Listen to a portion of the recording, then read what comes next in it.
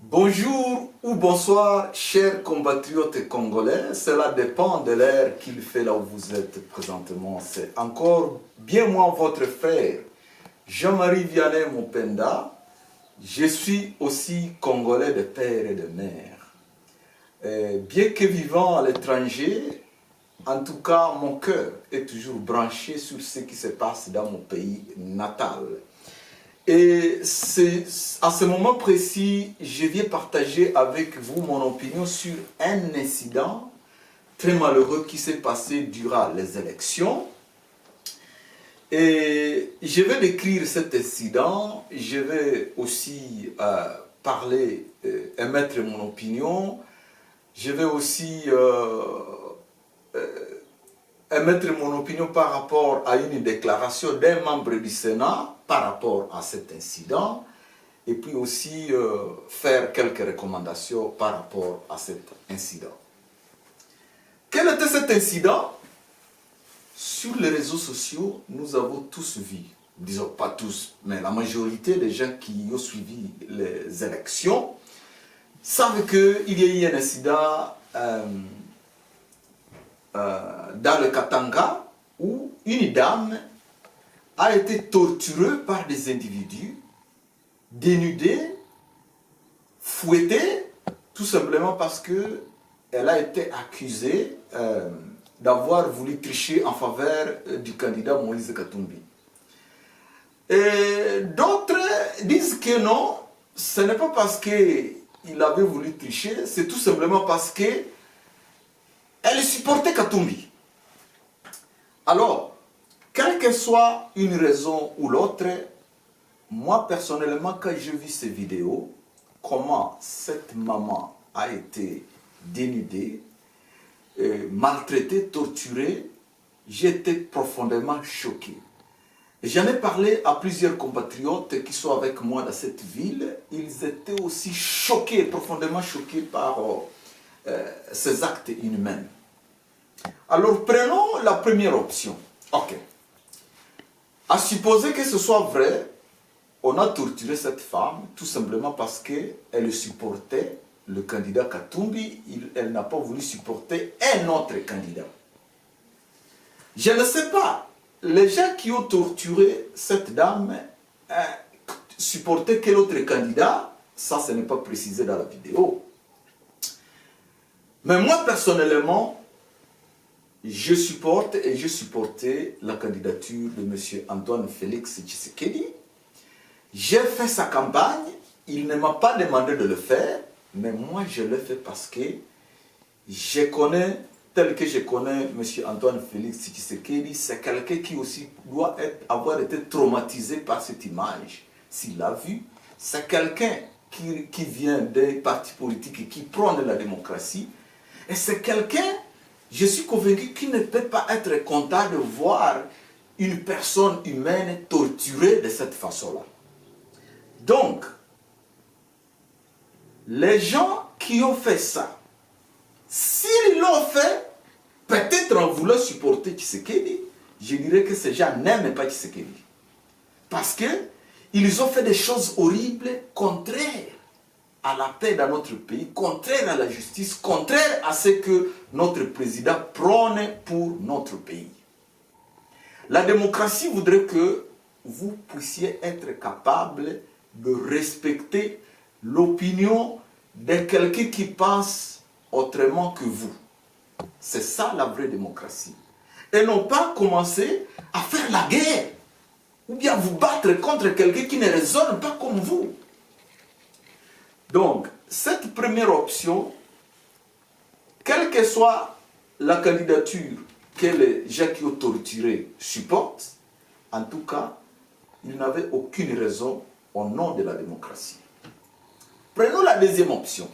À supposer que ce soit vrai, cette dame avait voulu tricher en faveur de M. Katumbi. Ok. Mais, quelle est la procédure dans un pays démocratique, un pays où règne la loi et la justice? Ces individus pouvaient tout simplement arrêter cette dame, appeler la police et c'est la police qui pouvait voir comment incarcérer cette dame si elle a commis ce crime. Et puis amener le dossier à la justice. Et non pas accuser une personne, vrai ou faux, et puis vous-même dans la rue, vous faites le jugement et vous commencez à punir la personne. Et surtout à traiter la personne d'une façon inhumaine.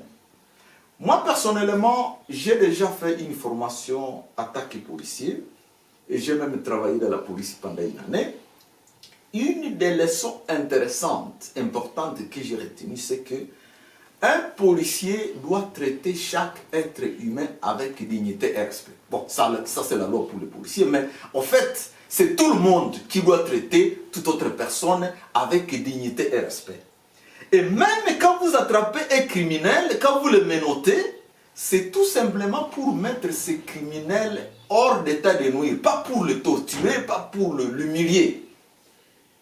Mais quand je vois cette dame qui n'avait aucune arme dans ses mains, aucune défense, elle n'avait même pas une pierre qu'elle va peut-être jeter sur une personne.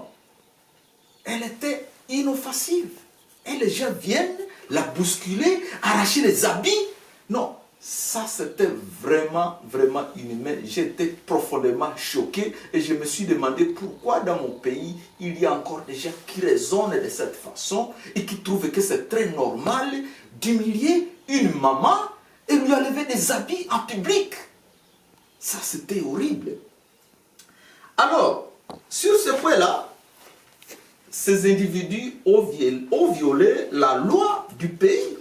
Quand j'ai revu notre constitution, la constitution qui gère actuellement la République démocratique du Congo, à son article 16, alinéa 1, qui dit « La personne humaine est sacrée, l'État a l'obligation de la respecter et de la protéger. » Voilà, un être humain, tout être humain doit être respecté.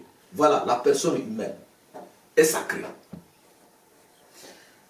Voilà, article toujours 16, à son alinéa 4, il dit ceci. Nul ne peut être soumis à être tellement cruel, inhumain ou dégradant.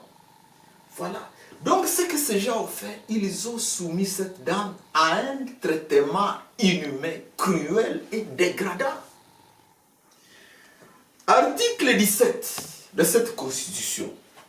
L'article 17 dit ceci à son alinéa 1 et 2. La liberté individuelle est garantie. Elle est la règle, la détention, l'exception. C'est-à-dire, chaque personne est libre seulement lorsque une personne peut être détenue, ça devient une exception.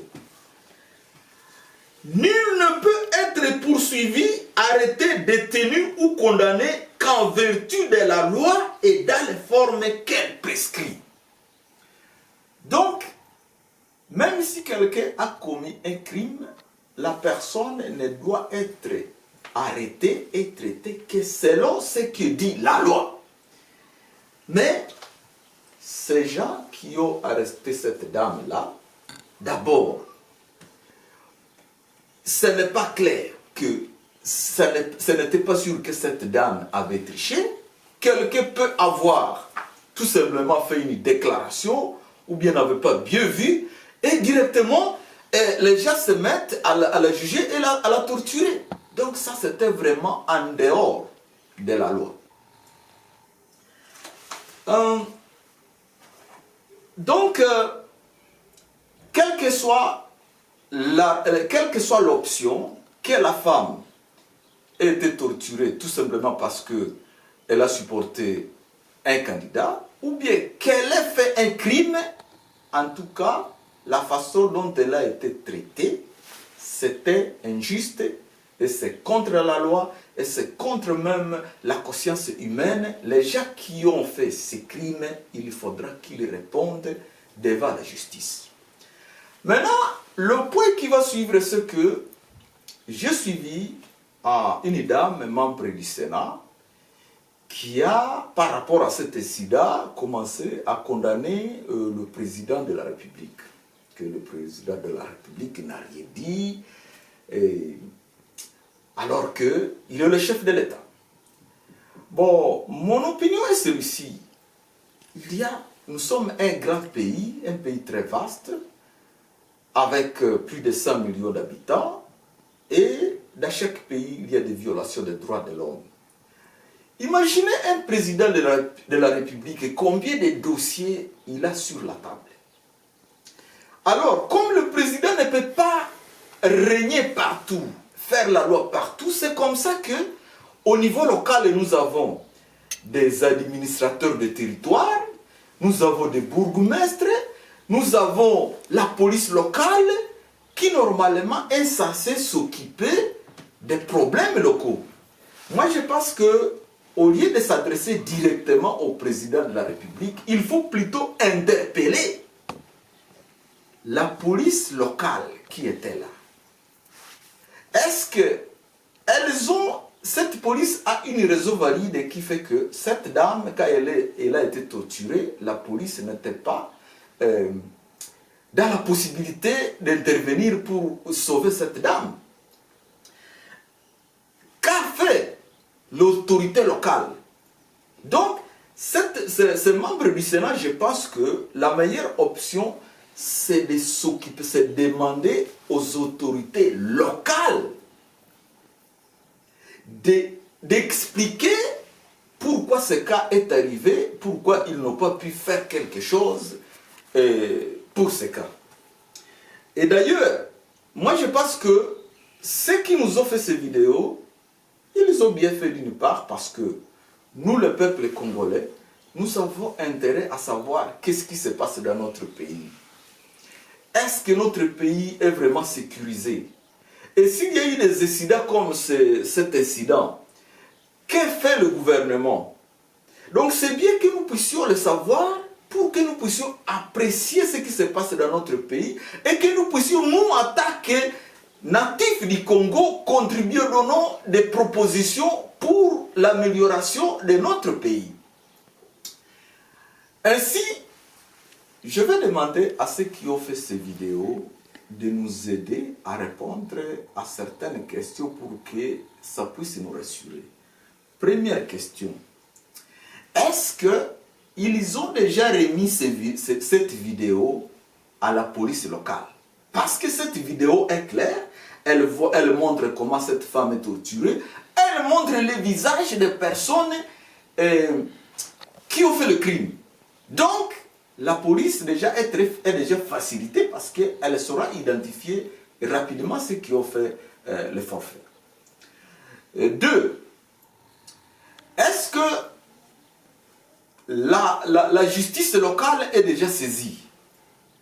Et qu'est-ce que la justice locale est en train de faire? Est-ce qu'elle a déjà traité le dossier? Est-ce que le dossier est en cours de traitement?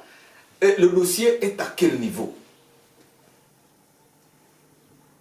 En conclusion, je vais dire que, bien sûr, nous rêvons d'avoir un État démocratique. Un État où c'est la majorité qui dirige par la voie de vote et par voie de référendum. Mais aussi une démocratie qui voudrait que chacun doit respecter l'opinion de l'autre. Si moi j'ai un candidat Y, et une autre personne supporte un candidat X, non mais je dois tolérer l'autre personne et je ne dois pas lui faire la guerre pour ça. La troisième condition de la démocratie, c'est la rigueur de la loi. Ce n'est pas parce que nous sommes dans un pays où on donne à chacun la liberté de s'exprimer, la liberté de choisir son candidat, que maintenant, les gens peuvent se permettre n'importe quoi. Non. La démocratie, vraiment, pour qu'elle amène la paix, il faut que tous les criminels soient poursuivis par la loi d'une façon systématique. Par exemple, nous voudrions attendre que, si cette dame-là, si c'est vrai, si cette dame avait réellement triché en faveur d'un autre candidat, il faut qu'elle soit amenée devant la justice et qu'elle puisse répondre de ses actes. Mais aussi, les gens qui ont torturé cette dame dans les conditions qui sont contraires à la loi, il faut qu'eux aussi soient transférés à la justice et condamnés pour leurs actions. Et que ça ne soit pas seulement pour cet incident. Il faut que tous les crimes qui sont commis au niveau de tous les pays soient systématiquement jugés et punis. Il n'y a qu'à cette condition que notre pays peut devenir réellement un pays démocratique, un pays développé, un pays où il fait beau vivre. Merci de m'avoir accepté chez vous, de partager cette opinion et surtout à vous qui avez fait la vidéo au niveau du Katanga, de nous donner la suite de ces questions que nous sommes en train de nous poser pour savoir que la justice a été rétablie. Que Dieu bénisse la République démocratique du Congo et son peuple. Que Dieu bénisse le président de la République et le gouvernement. Et que Dieu vous bénisse tous. Au revoir.